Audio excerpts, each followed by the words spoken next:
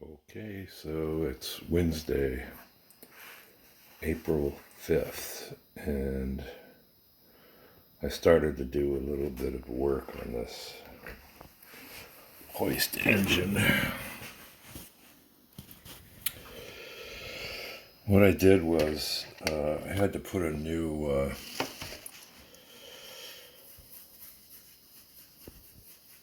deadbolt into a door on the house here, and I actually wound up having an extra one. So I started cutting it apart and looking at these parts and deciding, well, this could be my hoist engine. So here I am. This is what we've got so far. That will be the cylinder. This is going to be the cylinder head here. Yeah, so that'll, it's tough to do this through the camera. And then here I have the drums. They're going to sit on top of this. And then I have a couple of flywheels, which is how they used to start these one-cylinder engines. They'd spin the flywheel by hand. And then I think I'll kind of just cover this area up somehow around the drums. So that would represent the gearbox. Put on a couple of levers of some sort and try and put an exhaust pipe on and some sort of carburetor and a spark plug there in the middle of the center of the head with a little wire running from it, and that's going to be it. That's pretty much going to finish this kit. I don't have any small black lettering to put the name on. I'm just going to leave it like this.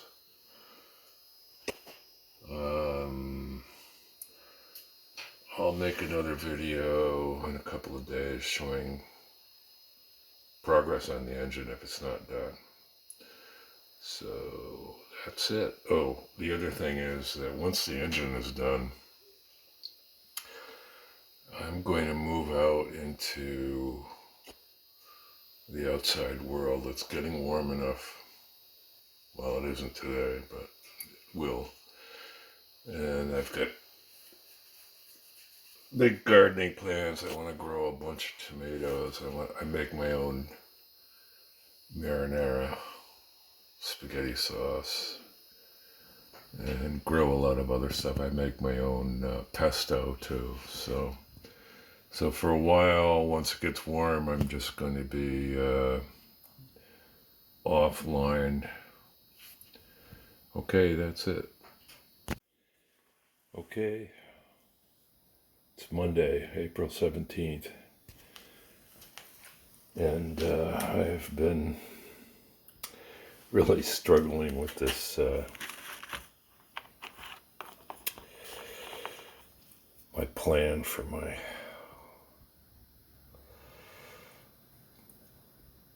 hoist engine. Everything I do seems to be not to my liking, but I'll just keep struggling with it. My plan originally was to use these across the top as two drums. But then I realized I had to close in this area So I've been working on doing this. I guess I'll cut the drums, glue one on either side or something. The cylinder head is this. That's going to go on like that.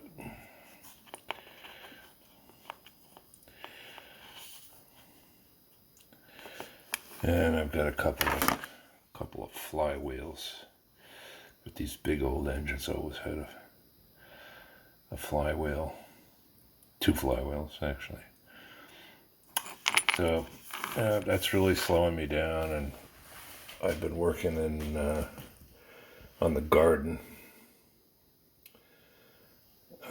Today was like the first day in a while where I got a chance to come in here. I spent some time on that engine and wasn't really happy. But then I decided at the same time, I kind of wondering what to do when this is done. And I have this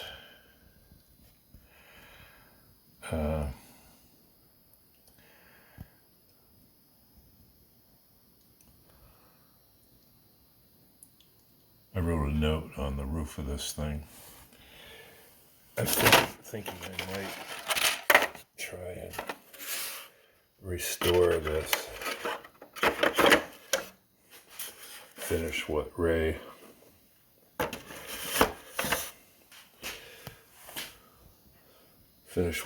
didn't finish. Repaint, and I have some nice exotic wood, strip wood I can use for the interior there. That's one option. Another option, oh yeah, these are the front windows for the cabin. And I have that hatch. Yeah, there's a lot of stuff missing. These little white metal things have to come off, and they can probably be sourced to make handrails out of wood. It's really not my kind of thing, this kind of boat. I'm not really a fan of these things, but be a good time burner, as they say. Another option is I've been working on this Lions plan here is for an English coaster called Demont. It was a collier ship, a coal hauler, 165 feet. So that would be like a full, it's kind of interesting. It would be a full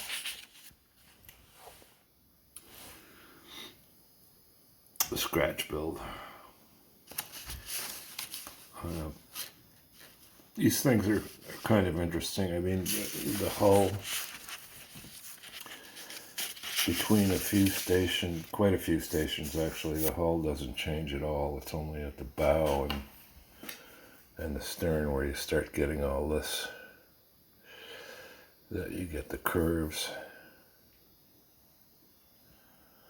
And then there's one other option, which is this thing,